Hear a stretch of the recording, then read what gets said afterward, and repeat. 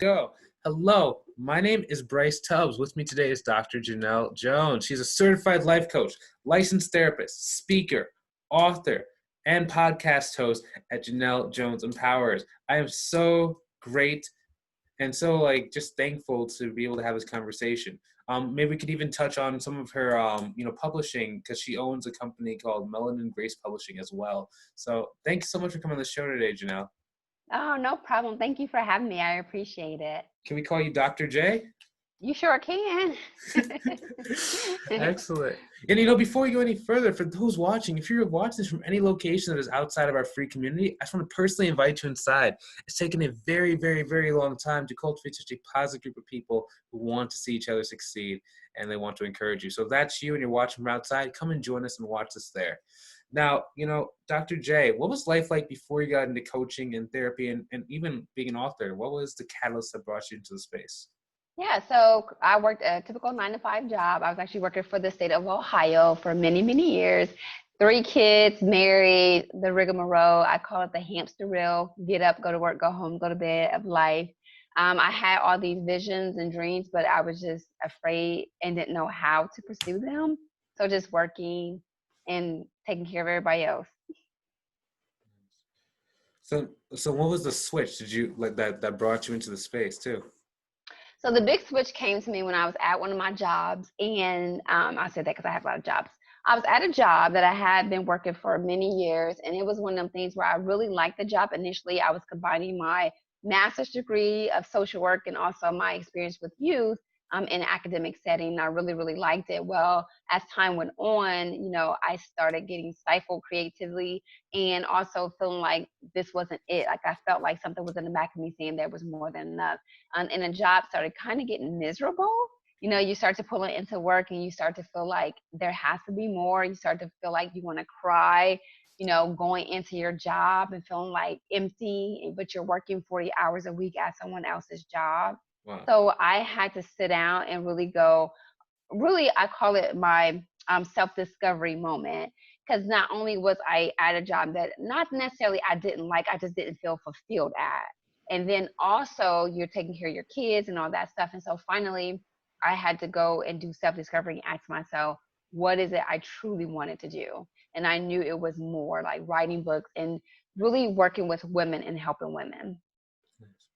There's a couple of cool things in that spinoff, because one, it wasn't just like the self-discovery journey, but also the ability to hear and listen to those urges too. Maybe can you talk about what that's like to listen to those urges? So maybe some people have those urges, but they might just be thinking that maybe they're just being lazy or no one's going to understand. Can maybe talk about what those actually feel and sound like?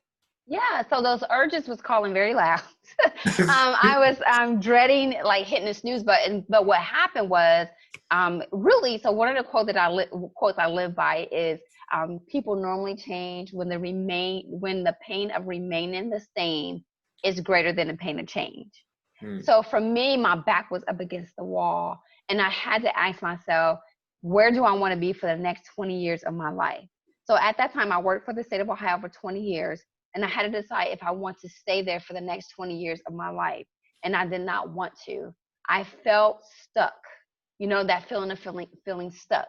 That feeling of feeling like I'm unfulfilled. Okay, I'm future focused. And what does that look like? I'm caring for everybody else, but I haven't done anything for myself. So those were the urges that kept calling me to really pursue my passions. And then can you talk about maybe the process? So maybe someone watching is feeling stuck. Maybe can you talk about the process of the self-discovery, what that looks like in steps?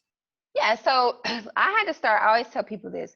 I'm driving in the car, and at that time, I was 36 years old, and my youngest son was 12, right? So we're in the car, and I'm just like fed up. And I was like, you know what? I told him, I said, F everybody. And he looked at me kind of crazy because I think I said F because I really don't cuss that much, but it was an aha moment because I felt like I was empty. I was giving my everything to everyone.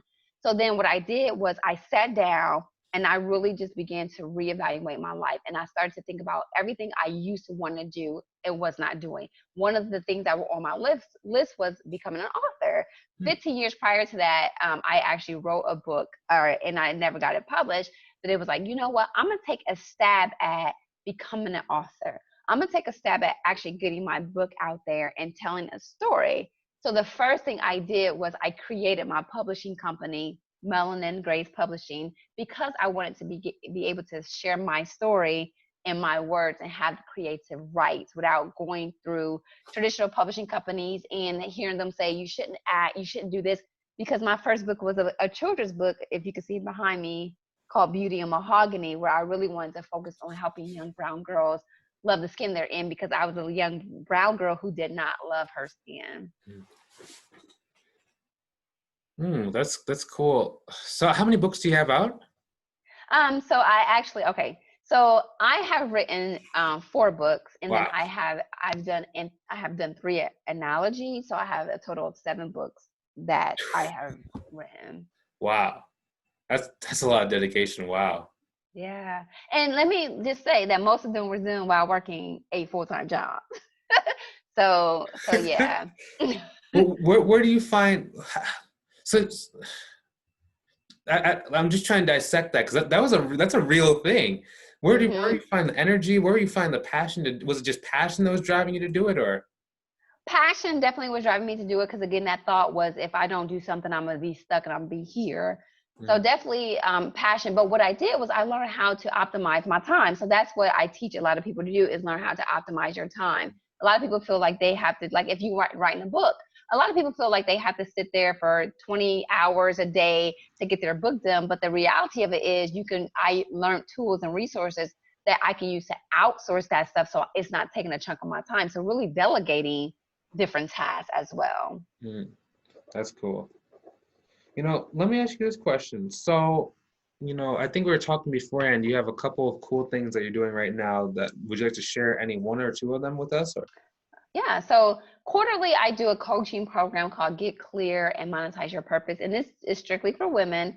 And the purpose of this program is really to help women gain clarity in their purpose, and we really deal with their self, learning who they are, overcoming fear, building their confidence, mindset shifting, and then action planning. And we really get into the depths of that.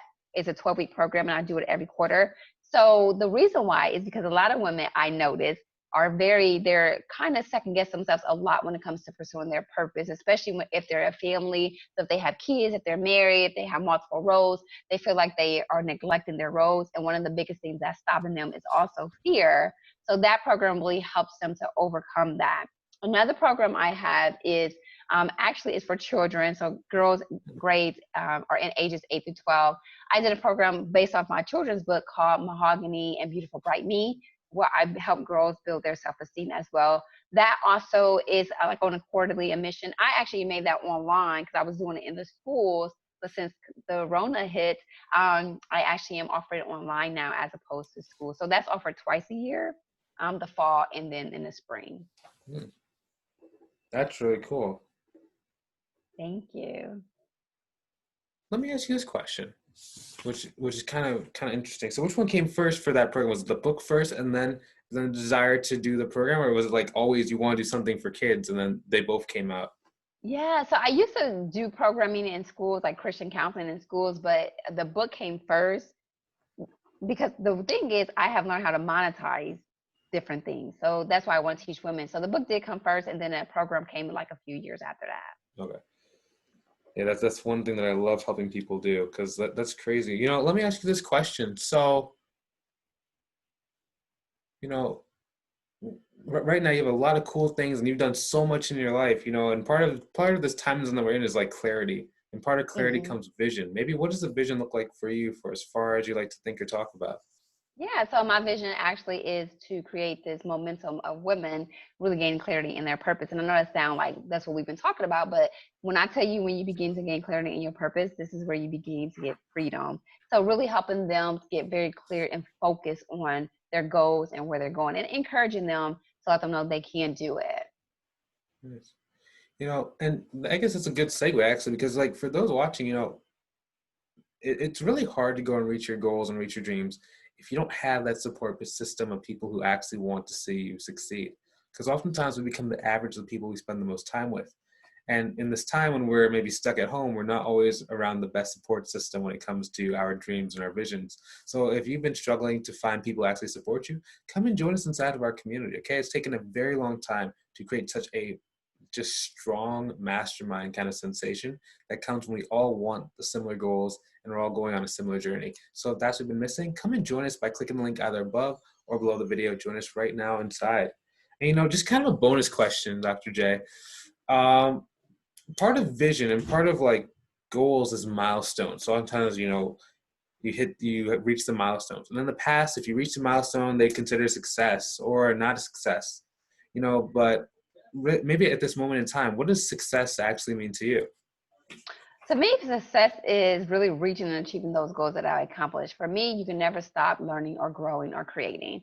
So sometimes we feel like we've reached these milestones when we have a lot of other stuff that we created. So it's really actually accomplishing those goals that we set forth in ourselves. Because sometimes people don't even start. So the fact that we're finishing and accomplishing these goals means a lot to me. So just doing that.